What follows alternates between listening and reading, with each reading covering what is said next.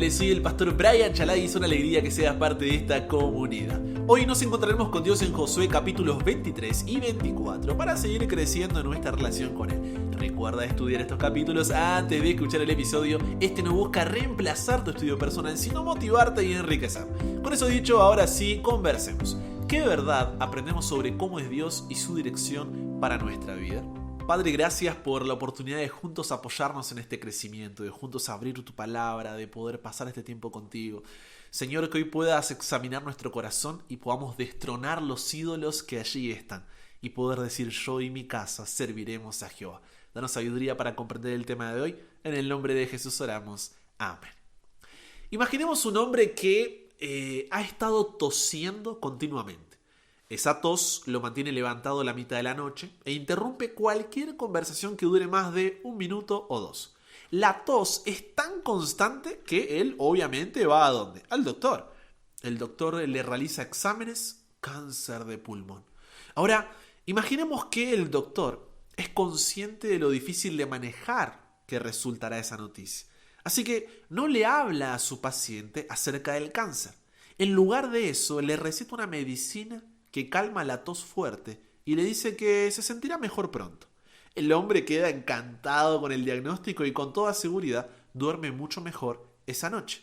El jarabe para la tos parece haber resuelto su problema, mientras tanto, calladamente, el cáncer va consumiendo su cuerpo. Y esa muchas veces es nuestra realidad. Siempre recibo mensajes donde ustedes expresan lo que consideran que es su problema y no pueden dejar de toser. Pero he descubierto algo. Hablan de un síntoma más que de la verdadera enfermedad. La cuestión real, que siempre es una palabra llamada idolatría. Y si no resolvemos la causa, siempre estaremos intentando tapar síntoma tras síntoma para finalmente darnos cuenta que nuestra vida se consumió. Josué capítulos 23 y 24 son las palabras finales de este gran líder, mediante el cual Dios cumplió sus promesas de que el pueblo de Israel entraría en la tierra prometida. Josué ya estaba viejito y avanzado de años, entonces llamó a todo Israel, a sus ancianos, sus príncipes, sus jueces, sus oficiales, y las últimas palabras de una persona son importantes porque le permiten expresar sus deseos y preocupaciones para el futuro que ya no la tendrá. Entonces, si tuvieras que decir unas últimas palabras a tu familia o a esa persona que amas, ¿cuáles serían? ¿Qué deseos y preocupaciones te gustaría expresar para cuando ya no estés? En el caso del que había sido el líder del pueblo de Israel durante las últimas décadas, su discurso final hace referencia a una sola palabra: idolatría.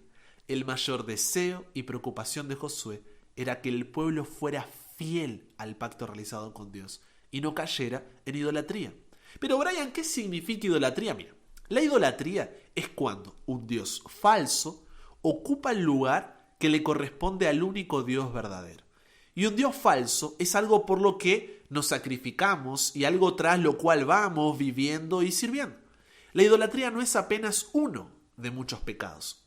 Más bien, se trata del gran pecado del que se desprenden todos los otros. Así que, si comenzamos a escarbar en el terreno de cualquier lucha que estemos enfrentando, finalmente descubriremos que debajo de todo hay un Dios falso.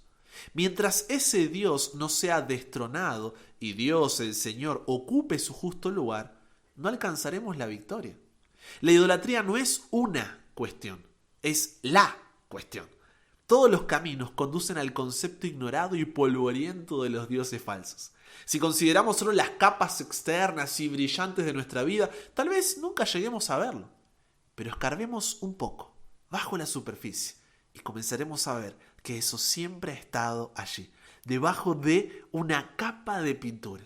Hay 100 millones de síntomas diferentes, pero la cuestión es siempre la idolatría.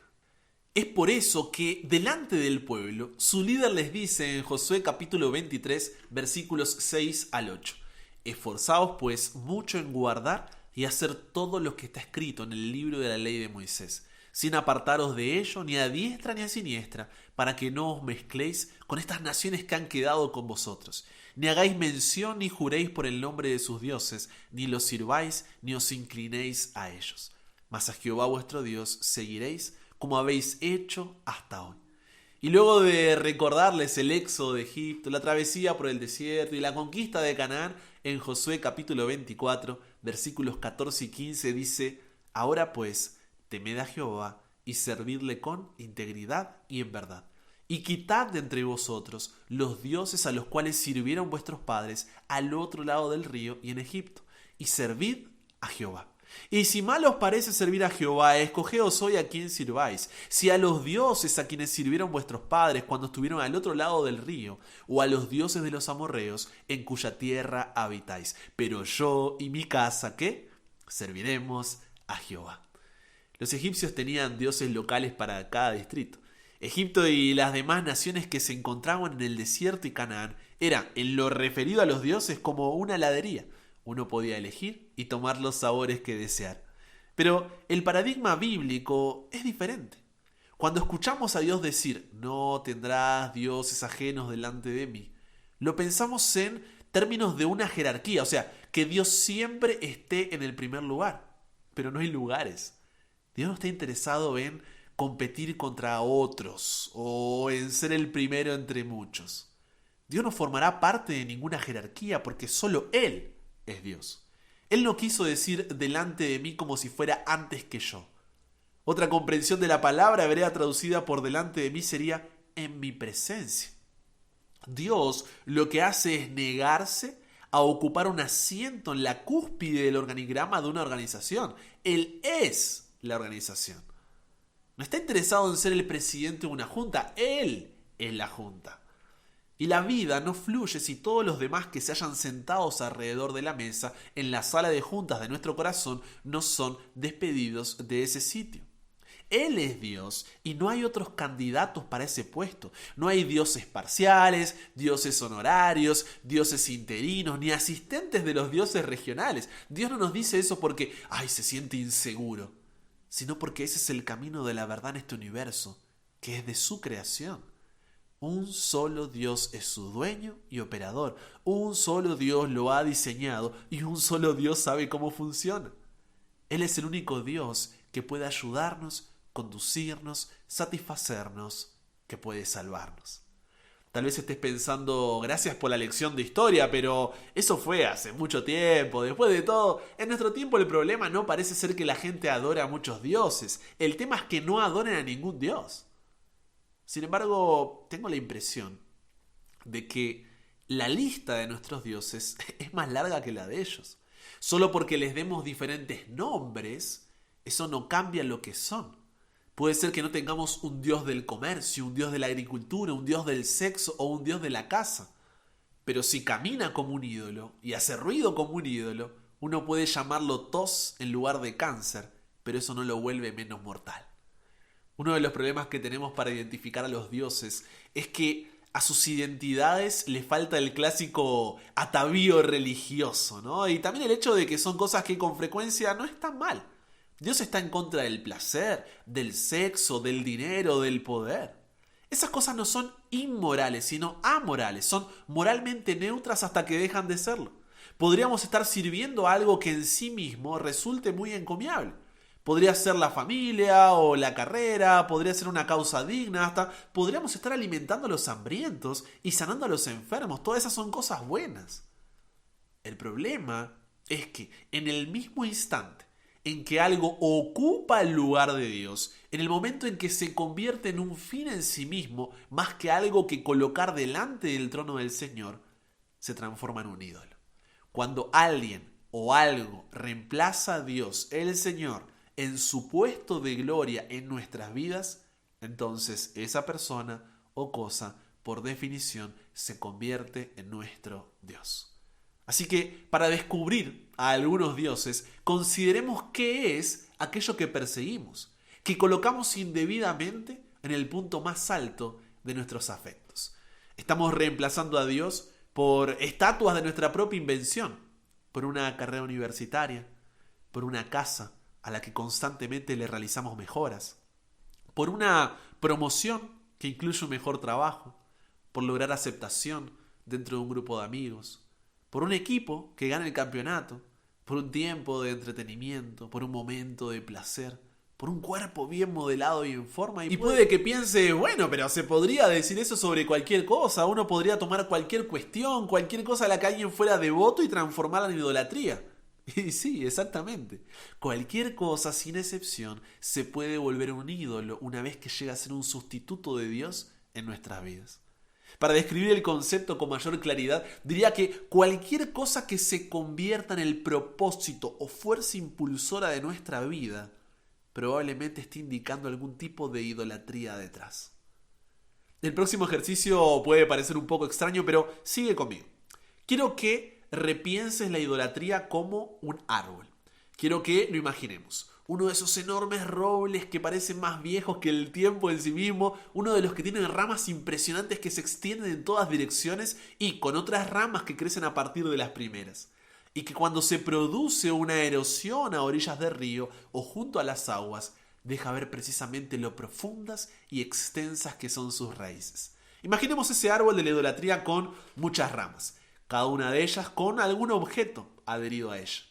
De una de las ramas cuelga una vasija de oro, en otra de las ramas crece comida de todo tipo. Cada clase de alimento delicioso que podamos imaginar parece brotar de un sector diferente de esa rama.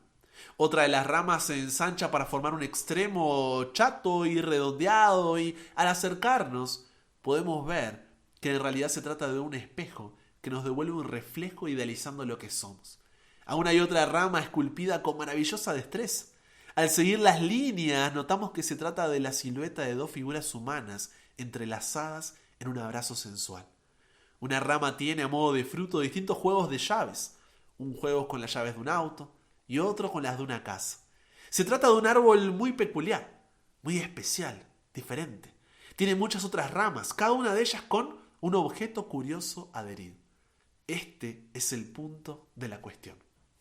La idolatría es el árbol en el que crecen nuestros pecados y nuestras luchas.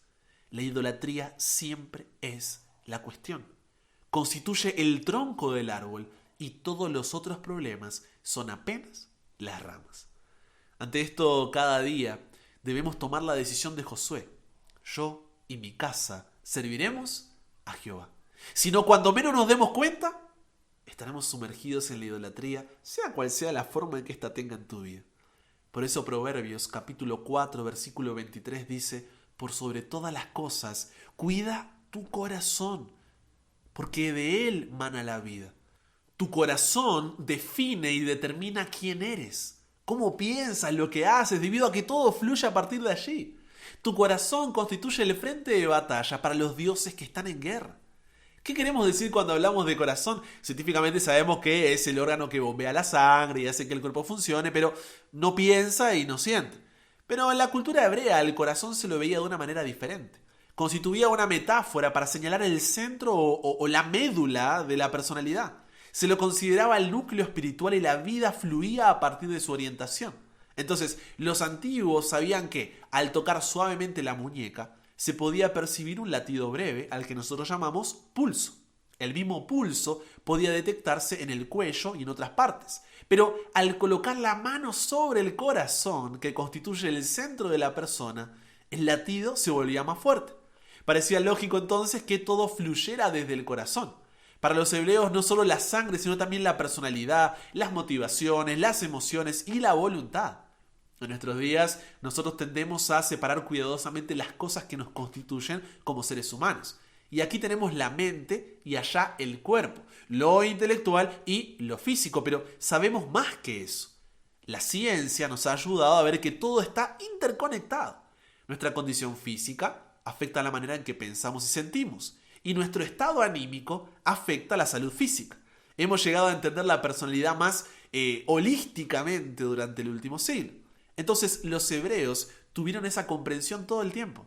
Hablaban de amar a Dios con todo el corazón, el alma y la mente, pero en realidad entendían la vida como algo unificado. Y entonces llamaban a esa unidad el corazón. El corazón conforma nuestra verdadera identidad y esa es la razón por la que los dioses luchan descarnadamente intentando apoderarse de cada centímetro de él. Pero la verdad es que solo hay un Dios verdadero. Entonces pregúntate, ¿Cuáles son los dioses falsos que están ocupando el lugar que le corresponde al único Dios verdadero? ¿Qué o quién está en el punto más alto de tus afectos? ¿Por qué o quién te está sacrificando, viviendo y sirviendo que no sea Dios? ¿Qué o quién es el propósito o fuerza impulsora de tu vida que no sea Dios? Así como sabemos que un billete es falso cuando conocemos el verdadero, solo sabremos que tenemos un Dios falso en el trono de nuestro corazón cuando cada día pasemos tiempo conociendo al Dios verdadero. Ya que, como dice Hebreos, capítulo 4, versículo 12, cada palabra que Dios pronuncia tiene poder y tiene vida. La palabra de Dios es más cortante que una espada de 2 filos y penetra hasta lo más profundo de nuestro ser. Allí examina nuestros pensamientos y deseos y deja en claro si son buenos o malos. Entonces, conversamos con Dios sobre esto. Padre, como dice el Salmo, capítulo 139, versículo 23, examíname y conoce mi corazón. Pruébame y conoce mis pensamientos. Que esa sea nuestra oración, Dios. Porque de otra forma, seguiremos intentando cubrir los síntomas, pero la verdadera enfermedad de la idolatría nos seguirá consumiendo, porque externamente ya no había más tos, pero internamente el pecado hizo metástasis y nos destruyó por completo. Es por eso, Dios, que hoy queremos entregarte el trono de nuestro corazón, para que tú seas el único Rey de Reyes y Señor de Señores. Será fácil, no, pero es una decisión diaria de entregarte nuestra voluntad a ti. Cámbianos, renuévanos, transfórmanos, somos tuyos. En el nombre de Jesús oramos. Amén. Y con eso llegamos al final. Comparte con otros lo que aprendiste hoy. Súmate a la comunidad en WhatsApp totalmente gratis si todavía no lo has hecho, para recibir una notificación en tu celular cada mañana, escuchar los episodios sin conexión, tener material extra, hacer tus preguntas, acceder a contenido exclusivo. Y te espero en el siguiente para que nunca pares de aprender y nunca pares de crecer. ¿Por qué? Porque hasta el cielo no paramos.